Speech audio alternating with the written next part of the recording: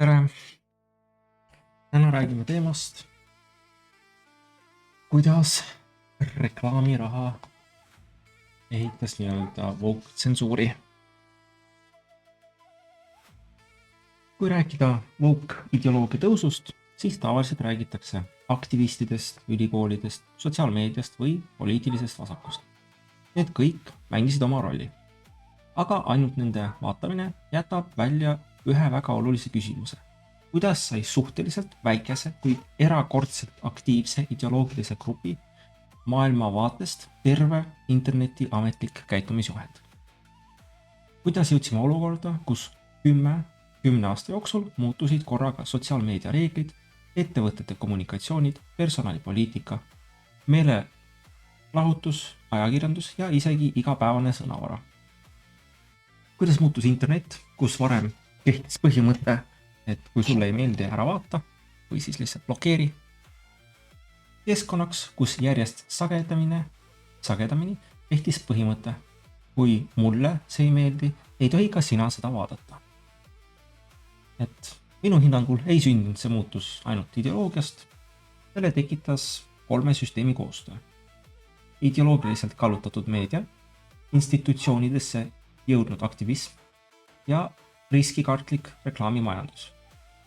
Üks lõi moraalse paanika, teine viis selle ettevõtete sisse, 3. pani kogu süsteemi rahaliselt tööle.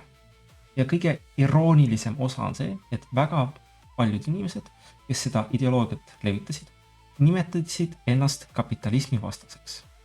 Ometi poleks nende maailmavaade saavutanud pooltki sellist institutsionaalset võimu, kui suurkorporatsioonid poleks seda raha mainehalduse ja reklaamituluga üleval hoidnud.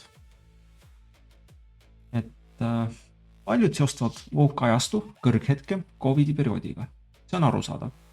Just siis muutusid ideoloogilised konfliktid kõige nähtavamaks. Inimesed istusid kodus, veetsid rohkem aega internetis ning poliitilised ja ühiskondlikud pinged kasvasid kiiresti. Aga Covid ei olnud nii-öelda vaimse haiguse algus. See oli pigem hetk, mil olemasolev süsteem sai väga tugeva kiirenduse. Tegelik muutus hakkas kujunema umbes aastatel 2010-2014. Just sel ajal muutusid paljud internetiplatvormid kiiresti suuremateks, professionaalsemateks ja, mis kõige tähtsam, reklaamipõhisemateks. Veebilehed, mis olid varem rohkem nagu kogukonnad või erinevad tehnoloogilised eksperimendid, hakkasid muutuma suurteks ettevõteteks. Kasutajate arv kasvas, investorite raha tuli sisse. Reklaamitulu muutus keskseks.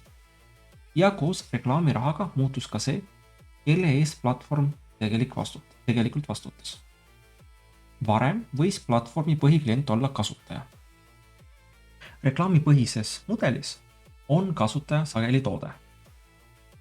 Tegelik klient on reklaamija, kes maksab selle eest, et jõuda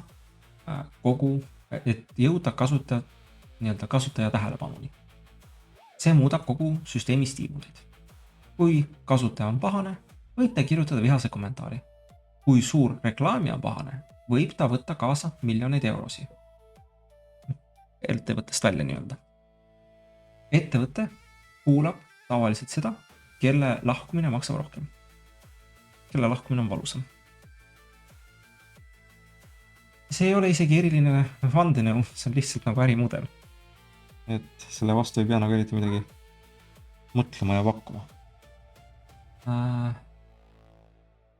Üks põhjus veel, miks eelnevates teemades ma olen rääkinud seal interneti kontrollist, vanuse kontrollist ja seal digitaalsest ideest. Üks põhjus, miks ettevõtted nagu Facebook ja kõik teised seda propageerivad, Facebook, YouTube pooldavad seda sellepärast, et neil on leping reklaamijatega, et nad peavad näitama teatud koguse reklaami, teatud kogustele inimestele. Kuna on hästi palju roboteid, nii-öelda võltskasutajaid, siis nende ettevõtete, YouTube'i, Facebooki motivatsioon ongi see, et nad saaksid kindlalt reklaamida inimestele. sest neil võivad olla mingisugused lepingulised trahvid, kui nad nii-öelda tuleb välja, et reklaamisid mitte inimestele, vaid robotitele. Ja kui nad saavad ära tõendada, et sa oled inimene läbi selle digitaalse ID, läbi vanuse kontrolli, siis see on neile rahaliselt kasulik. Plus veel eemaldab riski. Aga kogu selle teema juures muutub oluliseks sõna brändisõbralik.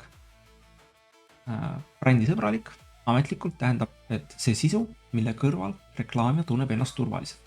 Midagi, mis ei kahjusta kaubamärki, ei tekita suurt skandaali ega seo ettevõtet poliitiliselt ebamugava materjaliga. Paberi peal jällegi täiesti mõistlik. Ükski pereautode tootja ei taha, et tema reklaam ilmuks mõne vägivaldse või pea illegaalse video kõrval.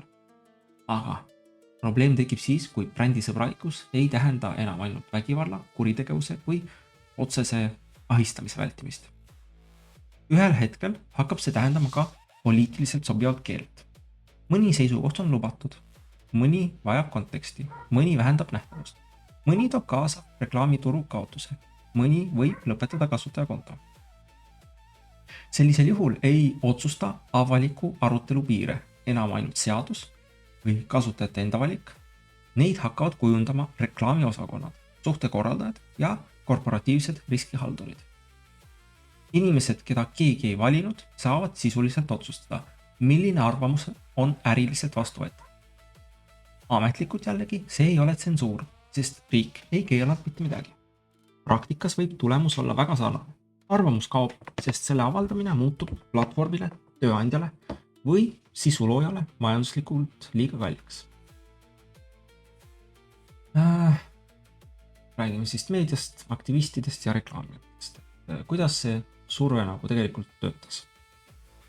Kasutame minevikuvormis, sest nüüd kultuur, te näete isegi, muutub vaikselt. Enam mind sellise video eest, mis te siin kuulete, nii-öelda kinni ei panda, nii-öelda kasutajakonto ei eemaldata, nii-öelda trahve mulle peale ei pange. Sotsiaalseid moraalseid trahve. Kõigepealt oli vaja luua mulje, et mingil platvormil toimub midagi ühiskondlikult talumatut. Mõni ajakirjanik või aktivist leidis veebilehelt solvava postituse, video või kommentaari. Selle põhjal ilmus artikkel, mille keskne küsimus oli midagi tavaliselt sellist, et miks lubab Twitter oma platvormil vihkamist või miks lubab YouTube oma platvormil vihkamist. Siis hakkas lugu levima. Aktivistid märgistasid reklaamid, nõudsid vastuseid, kirjutasid ettevõttele, korraldasid kampaaniaid. Nimekiri probleemset platvormi rahastavatest kaubamärkidest jõudis sotsiaalmeediasse. Reklaamija pidi nüüd hindama mitte seda, kui esinduslik üks konkreetne postitus oli, vaid seda, kui suure mainekahju võib teema nii-öelda kaasa tuua. Ja kuna enamik ettevõtteid ei ole loodud kultuurisõja võitlemiseks, valiti kõige turvalisem lahendus. Reklaam peatati. Platvormilt nõuti rangemaid reegleid, platvorm muutis kasutajatingimusi. Seejärel muudeti algoritme, keelatud sõnade nimekirju ja moderniseerimispoliitikat. Nii tekkis ahel. Aktivist avaldas survet meediale, meedia tekitas avaliku skandaali, skandaal survestas reklaamijat, reklaamija survestas platvormid ning platvorm survestas kasutajat. Aktivist ei pidanud ise kontrollima sotsiaalmeedia ettevõtet. Piisas sellest, et ta suutis mõjutada inimest, kes allkirjastas reklaamilepingu. Toon lihtsalt kõrvale põigeväike, et antud teema on woke ideoloogia kohta, kuid ärme unusta, et 2000 aastate alguses oli meil võimul, Ameerikas oli võimul nii-öelda see konservatiivid. Ja siis oli väga popp see, et oli ka mingi ideoloogiline grupp seal, mingi 1000 ema või midagi sarnast, kes siis igale kogu aeg avaldasid survet erinevate ettevõtetele seoses rockmuusikaga, seoses nende Jaapani multikatega, Pokemonidega ja kõikide asjade osas, mis neile tundus, et ei ole kristlik, et ei sobi kristlike väärtustega. Nüüd on kultuur muutunud, nüüd on woke ja nagu näete, et nüüd uuesti muutub kultuur, nüüd tuleb midagi uut. Ilmselt, mitte ilmselt, aga kohe kindlasti see uus asi, mis tuleb, ennem oli woke, nüüd uus asi, mis tuleb, on ilmselt turvalisus, roheline temaatika jääb alles, aga lisandub turvalisus. Sellepärast me näeme rohkem igasuguseid reegleid laste kaitsmiseks, järelevalvet laste kaitsmiseks, mis siin uued asjad on. Sõiduautod peavad tulema seal, ennem olid elektrilised, nüüd on see, et 9% peab olema heitmeid vähem, aga näiteks, et Euroopa Komisjonil on soov satelliitidega hakata jälgima autosid, et jälgida, kui kiiresti nad sõidavad ja vajadusel piirata teie auto kiirust. Pluss veel on kohustatud näiteks jällegi turvalisuse tõttu, ohutuse tõttu on näiteks kohustatud, et 30. või 35. aastast kõikidel uutel autodel peab olema infrapunakaamera või mingi kaamera, mis vaatab juhti, kui tähelepanelik ta on. Et kas ta vaatab liiga palju kõrvale, kas ta seal räägib midagi, kas ta on ärkvel. Ning eraldi uued jutud, peale selle kohustuse tekitamist, uued jutud on see, et kui inimene ei ole piisavalt tähelepanelik, automaatselt teda trahvida või siis peatada auto. See on veel avalik diskussioon, seda nad mõtlevad, aga see, et kiirus piirata, see minust juba tuleb vaikselt ja see, et kaamera jälgib juhti, see on juba vastu võetud.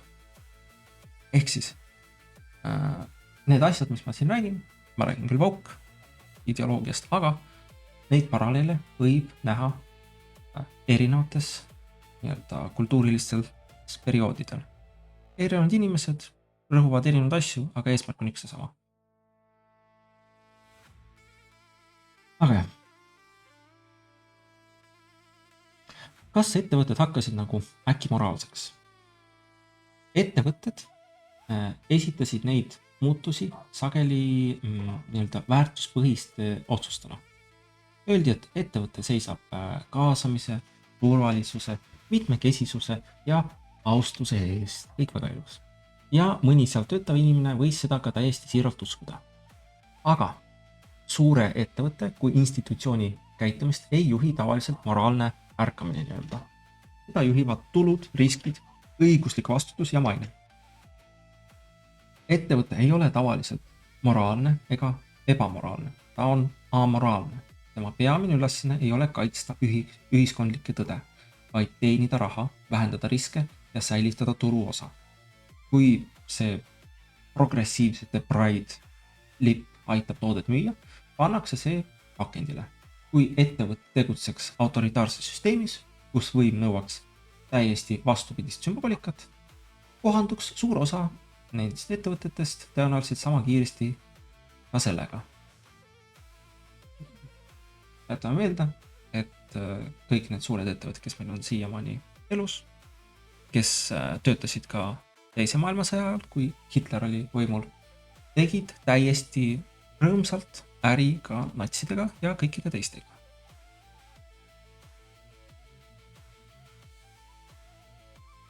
See ei tähenda, et iga ettevõttes töötav inimene oleks küüniline või ideoloogiliselt tühi, aga ettevõte kui institutsioon järgib eelkõige oma stiimuleid.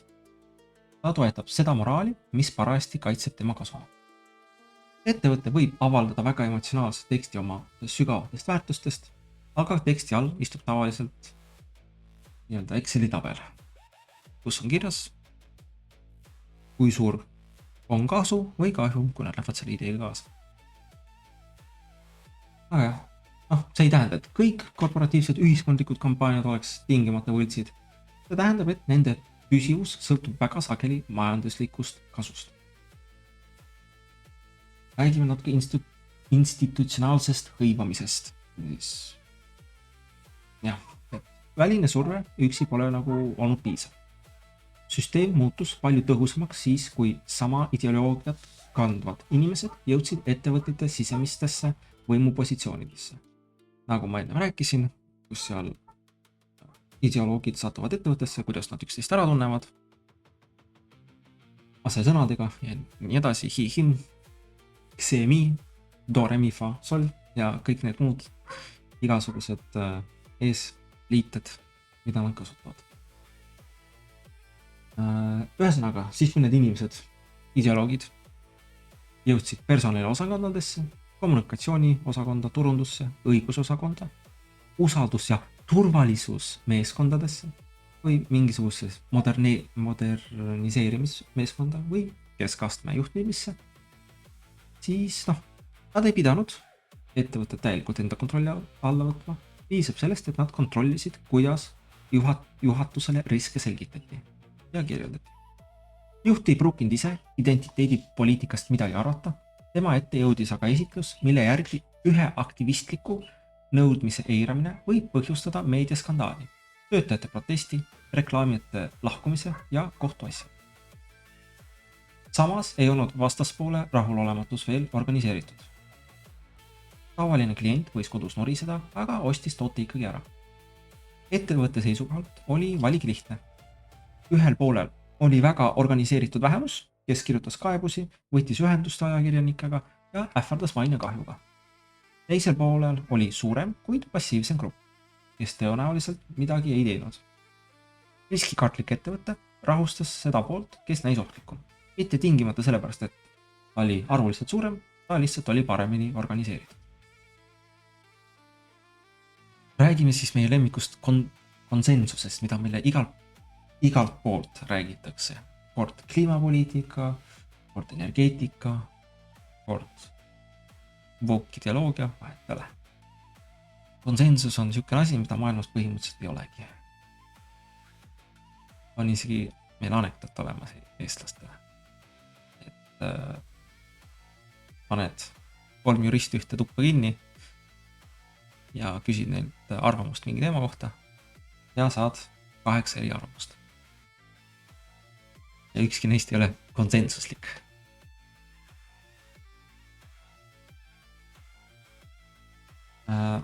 Ühesõnaga, nii tekkis mulje, et kogu ühiskond nagu liigub ühes suunas.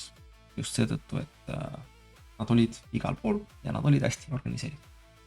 Ajalehed kasutasid samu väljendeid. Ettevõtted avaldasid sarnaseid deklaratsioone.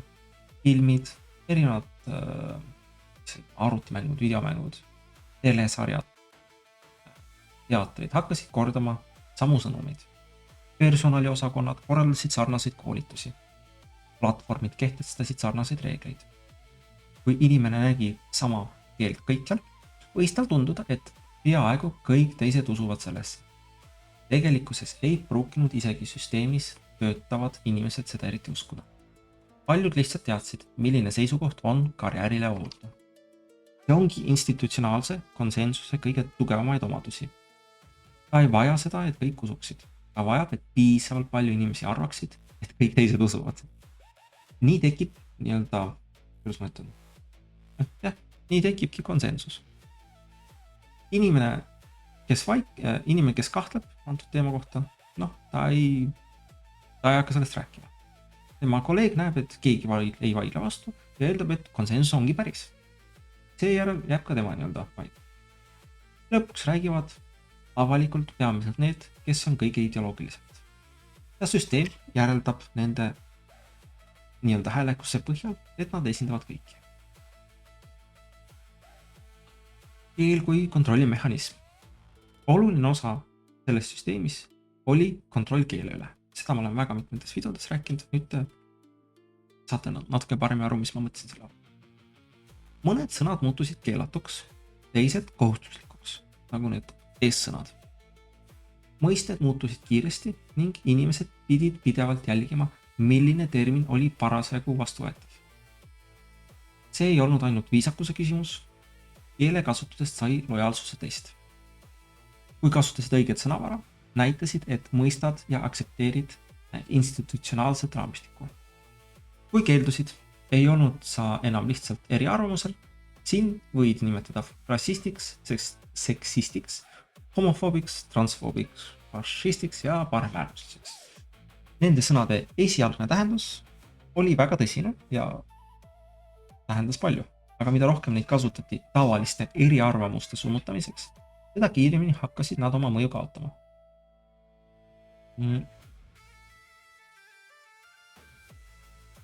Kui iga ebamugav arvamus on fašism, siis ühel hetkel ei ütle see sõna enam arvamuse kohta kuigi palju. See ütleb pigem midagi selle inimese kohta, kellel said argumendid otsa. Kuid mitu aastat töötas selline märgistamine väga tõhusalt. Mitte sellepärast, et inimesed kartsid internetis mingit solvangut saada, nad kartsid, et silt jõuab tööandjani, äripartnerini või reklaamini.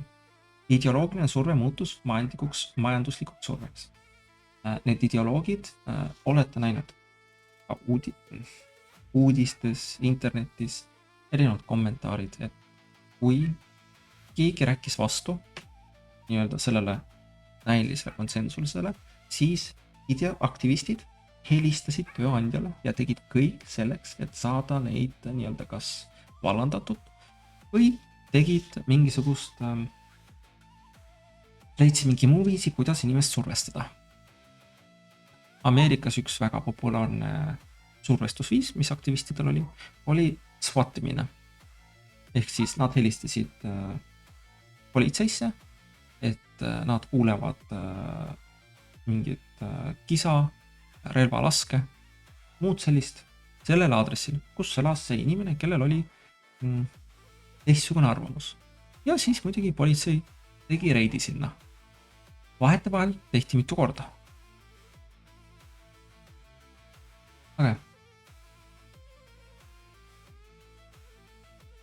Aga miks see ideoloogiline liikumine järjest radikaalsemaks muutus? Üks võimalik seletus on see, et tal puudus selge lõppeesmärk. Isegi rohelisel ideoloogial on lõppeesmärk. Kõik on roheline. Mõnes mõttes üpris arusaadav eesmärk. Kui reaalne see on teine küsimus, aga lõppeesmärk oli olemas. Ideoloogial on nii-öelda work in progress, ehk siis see ei lõppe kunagi. Paljud inimesed ei osalenud sellest tingimata sellepärast, et nad tahtsid lahendada mõnda konkreetset probleemi. Osalemine võimaldas neid näidata, et nad on head inimesed, moraalsed inimesed, võitlevad õige asja eest. Lipp profiilipildil, õige märksõna eluloos, kohustuslik deklaratsioon sobival päeval, ettevõtte logo õigesse värvi panemine. Need võivad väljendada siirast toetust, aga need võivad olla ka kui sotsiaalsed aksessuaarid. Viis näidata teistele, millisesse moraalsesse gruppi inimene kuulub. Kui aktivismi eesmärk on konkreetne, saab liikumine ühel hetkel kuulutada võidu. Seadus muudeti, diskrimineeriv praktika lõpetati, probleem vähenes. Kui eesmärk on aga pidevalt tõestada oma moraalset puhtust, ei saa protsess lõppeda. Alati peab leidma uue probleemi, uue termini, uue solvangu, uue grupi, kes pole veel piisavalt teadlik, uue kolleegi, keda tuleb harida. Mõõdukast seisukohast saab vana ja ebapiisav seisukoht. Eilne progressiiv muutub tänaseks tagurlaseks. Süsteem radikaliseerib ennast, sest moraalne staatus sõltub sellest, kes suudab liikuda kõige kaugemale. Covidi periood võimendas kõiki neid protsesse. Inimesed veetsid rohkem aega internetis. Igapäevane sotsiaalne kontakt vähenes. Poliitilised arutelud muutusid virtuaalsemaks ning platvormide roll avaliku ruumi kontrollimisel kasvas. Samal ajal muutus ühiskondlik hirm vastuvõetavaks argumendiks, peaaegu kõige piiramiseks.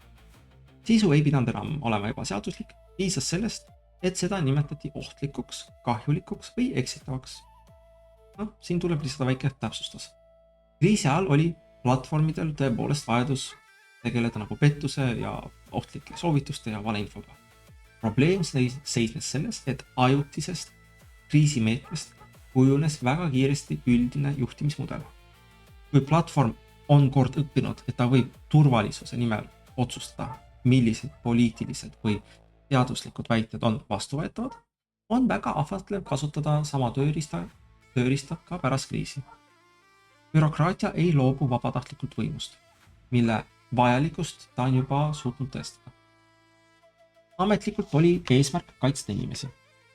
Praktikas loodi struktuur, mis suutis piirata tervete teemade arutamist.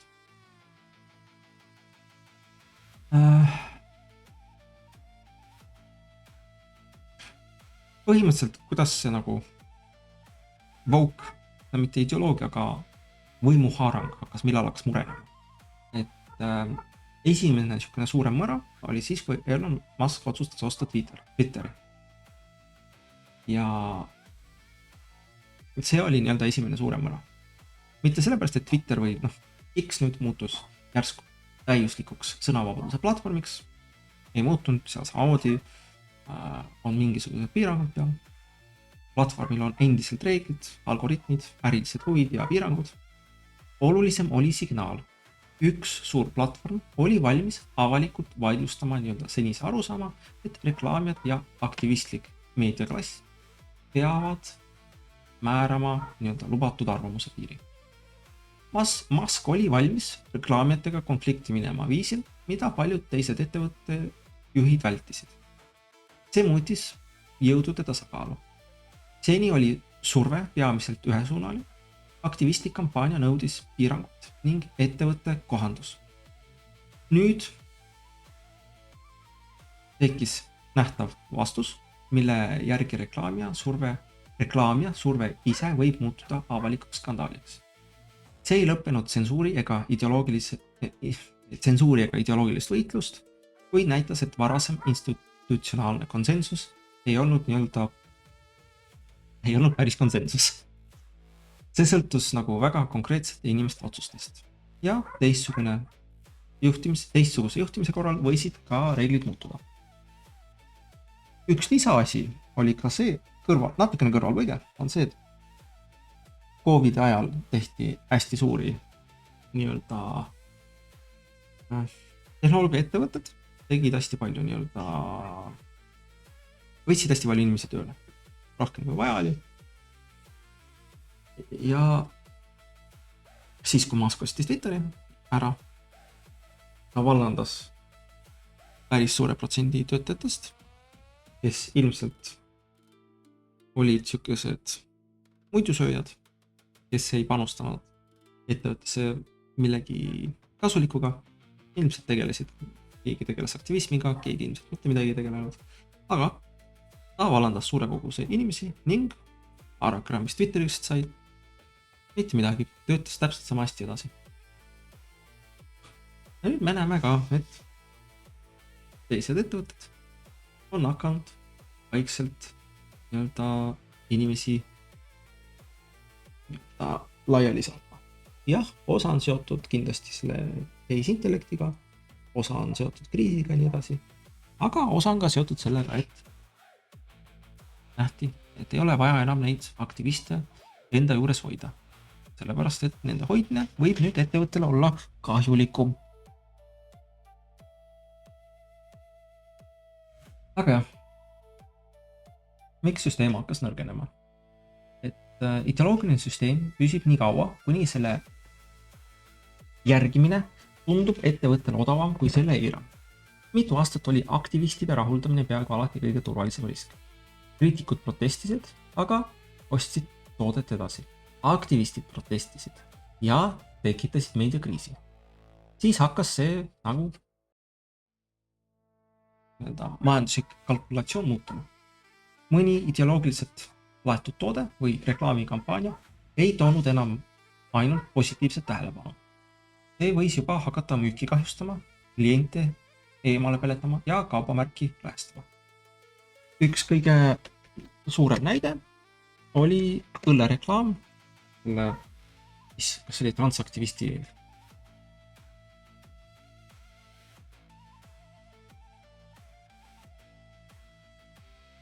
jah, oli Bud Lighti lükkan ilma hääleta sisse, oli Bud Lighti reklaam, kus siis seesama onu tädi onu, kes reklaamis õlu. reklaamiks, vahet ei ole. Probleem oli selles, et pärast tuli mingisugune Bud Lighti tädi, kes vastutas reklaami eest ja ütles, et need inimesed, kes avaldasid kriitikat, on tagurlikud ja nad üldse on halvad inimesed. Mis tõi nii-öelda suurema protestilaine. Aga pluss veel, Gilletti reklaam oli veel hea, et kus põhimõtteliselt tehti mehi maha. Ja paar näidet on veel. Need on need kõige viimasemad, mis nii-öelda tekitas kõige rohkem pahameelt nii-öelda enamuse inimesed, normaalsetel inimesed. Aga meelelahutuses hakkas järjest selgemalt ilmnema, et kriitikute moraliseerimine ei asenda publikut. Et võid küll nagu selgitada, miks vaataja peaks nagu filmi armastama ja seda toetama, aga kui ta piletit ei osta, jääb kassasse ikkagi nagu tühi koht. Sama kehtib ka arvutimängud.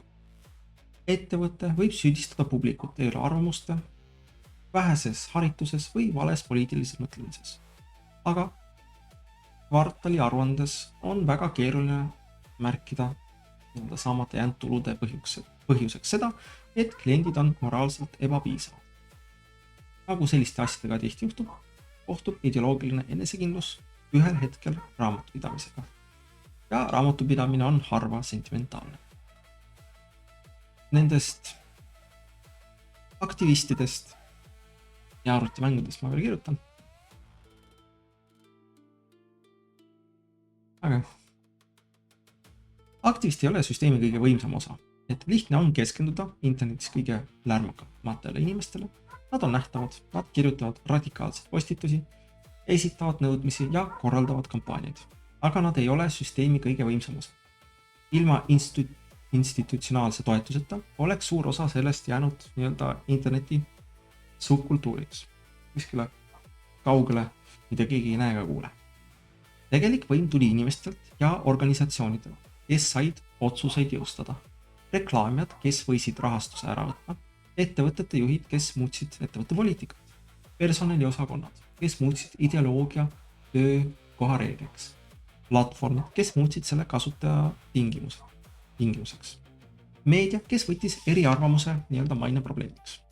Aktivist või surve lihtsalt, aga institutsioon muutis surve tagajärjeks.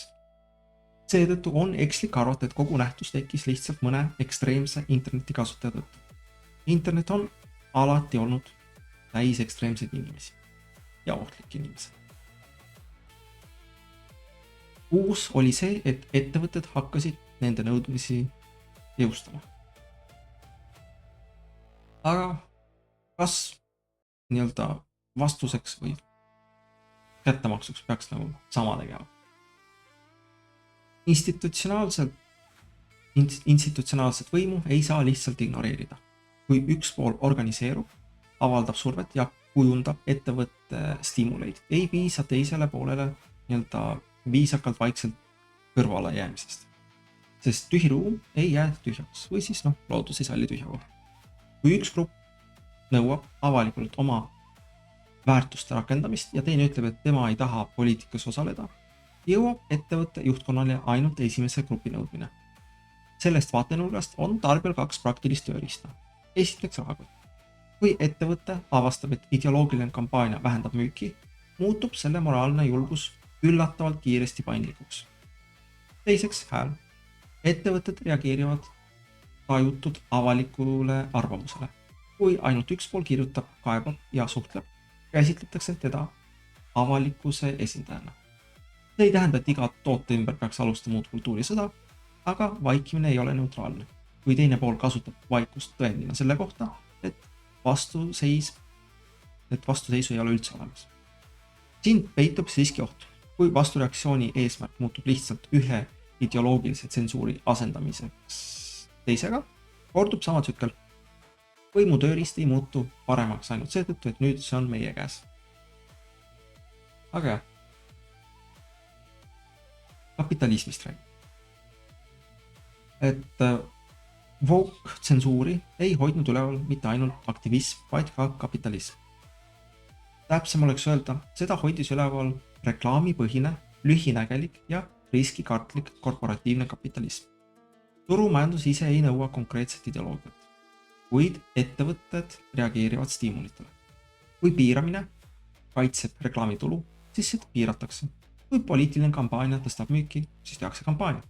Kui sama kampaania hakkab raha kaotama, siis lõpetatakse kampaania tegemine. Väga lihtne on. Väga lihtne.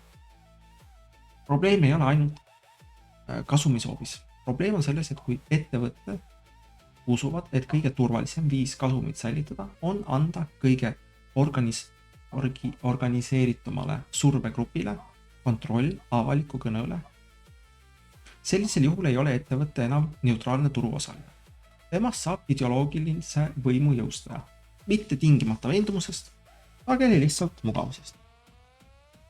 Aga jah, mis ma lõpetuseks ikka ütlen. Woke ajastu tsensuur ei tekkinud ühest salajasest koosolekust. See ei nõudnud suurt vandenõu, piisas 3 täiesti tavalisest institutsionaalsest stiimulist. Aktivistid tahtsid võimu, oma moraalset raamistikku kehtestada. Meedia sai konfliktist tähelepanu, staatust ja nii-öelda liiklust. Liiklust ehk siis inimesed käisid websaitidel, veebilehtedel ja vaatasid uudiseid. Ettevõtted tahtsid kaitsta reklaamitulu ning vältida mainekahju. Kõik osalejad tegutsesid enda seisukohalt üsna ratsionaalselt. Koos lõid nad süsteemi, milles väike, kuid hästi organiseeritud ideoloogiline grupp suutis mõjutada seda, milliseid sõnu kasutati, millised arvamused levisid ja millised seisukohad muutusid inimese tööandjale ebamugavaks. See süsteem hakkas nõrgenema siis, kui tema põhieeldus muutus. Kui ettevõtted avastasid, et ideoloogiale allumine võib samuti maksta raha. Kui publiku vaikus muutus nii-öelda boikotiks, blokeeringuks. Kui halb film jäi vaatamata, kui ideoloogiline mäng jäi ostmata, kui reklaamikampaania hakkas kliente eemale peletama, kui inimesed lõpetasid siltide kartmise. Sest korporatsioon ei pruugi kuulata kõige targemat või moraalsemat argumenti. Ta kuulab väga tähelepanelikult kahjumit. Ja võib-olla ongi selle loo kõige suurem iroonia selles, et ideoloogia, mis pidas ennast kapitalismi vastaseks, sai suure osa oma võimust just korporatiivse raha kaudu ning hakkas seda võimu kaotama hetkel, mil sama raha otsustas, et tehing ei ole enam kasumlik. Jätke meelde, lapsed, ja väärite seda valitsust, mis teil on.